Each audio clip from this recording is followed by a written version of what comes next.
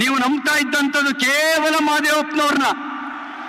ಅವ್ರ ಮಾತು ಕೇಳಿ ಶ್ರೀನಿವಾಸ್ ಪ್ರಸಾದ್ರನ್ನ ಸಂಪುಟದಿಂದ ತೆಗೆದಿದ್ದು ಮಾತ್ರ ಅಲ್ಲ, ಅಲ್ಲಿಂದ ಮುಂದಕ್ಕೆ ನೀವು ಹಲೋ ಭಾರತ್ ಮಾತಾ ಕಿ, ಮೋದಿ ಮೋದಿ ಮೋದಿ, ಭಾರತ್ ಮಾತಾ ಕಿ, ಸನ್ಮಾನ್ಯ ನರೇಂದ್ರ ಮೋದಿ ಅವರಿಗೆ, ಸನ್ಮಾನ್ಯ ನರೇಂದ್ರ ಮೋದಿ ಅವರಿಗೆ, ಸನ್ಮಾನ್ಯ ನರೇಂದ್ರ ಮೋದಿ ಅವರಿಗೆ, ಭಾರತ್ ಮಾತಾ ಕಿ, ಭಾರತ್ ಮಾತಾ ಕಿ. ಮತ್ತೊಮ್ಮೆ ಮತ್ತೊಮ್ಮೆ मत्तोम्मे भूमि से आदरणीय स्वागत करती हूँ। अब BS येडियूरप्पा जी ಮತ್ತು HD ಕುಮಾರ್ ಸಾಮಾನ್ಯ ಪ್ರಧಾನಮಂತ್ರಿಗಳಾದ ನರೇಂದ್ರ ಮೋದಿ ರವರಿಗೆ ರಾಮನ ವಿಗ್ರಹವನ್ನ ಕೊಡುವುದರ ಮುಖಾಂತರ ಕಾರ್ಯಕ್ರಮಕ್ಕೆ ತುಂಬು ಹೃದಯದ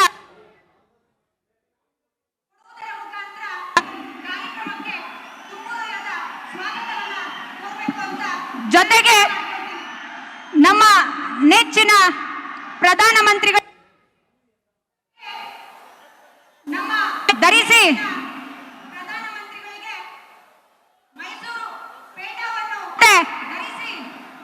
ಮೈಸೂರು ಕಾರ್ಯಕ್ರಮಕ್ಕೆ ಆತ್ಮೀಯವಾಗಿ ಸ್ವಾಗತಿಸಬೇಕೆಂದು ವಿನಂತಿ ಮಾಡಿಕೊಳ್ತೀನಿ.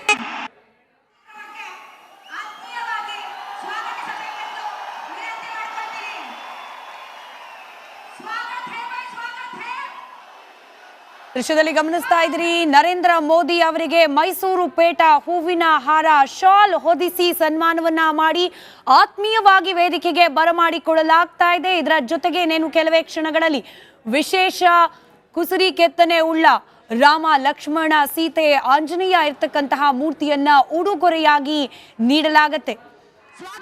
ವಿಶೇಷವಾದ ಶಾಲು ಹಾಗೆ ಮೈಸೂರು ಪೇಟ ದೃಶ್ಯದಲ್ಲಿ ಗಮನಿಸ್ತಾ ಇದ್ರಿ. ಇತ್ತೀಚೆಗಷ್ಟೇ ರಾಮ ಮಂದಿರ ಲೋಕಾರ್ಪಣೆ, ಅದರಲ್ಲಿ ನರೇಂದ್ರ ಮೋದಿ ಅವರ ಸರ್ಕಾರದ ಪಾತ್ರ ಕೂಡ ಬಹಳಷ್ಟಿದೆ ಅನ್ನೋದು ಬಿಜೆಪಿಯ ವಾದ.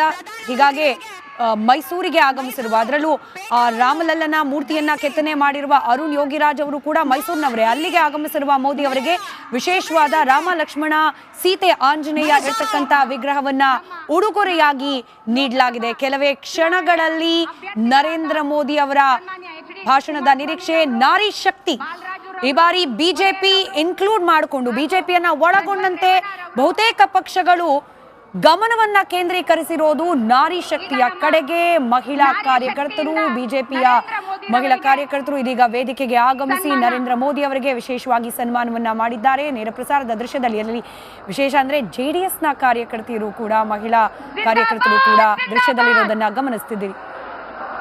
जिंदाबाद जिंदाबाद भारत माता की, भारत माता की, अब की बार अब की बार अब की बार. ಈಗ ನಮ್ಮ ಲೋಕಸಭಾ ಚುನಾವಣೆಯ ಅಭ್ಯರ್ಥಿಗಳು ಅಂಬೇಡ್ಕರ್ ಅವರ ಈ ದಿನ ಅಂಬೇಡ್ಕರ್ ಜಯಂತಿ ಪ್ರಯುಕ್ತ ಸನ್ಮಾನ್ಯ ನರೇಂದ್ರ ಮೋದಿ ರವರಿಗೆ ಅಂಬೇಡ್ಕರ್ ಅವರ ಭಾವಚಿತ್ರವನ್ನ ಉಡುಗೊರೆಯಾಗಿ ನೀಡುತ್ತಿದ್ದಾರೆ. BR ಅಂಬೇಡ್ಕರ್ ಅವರಿಗೆ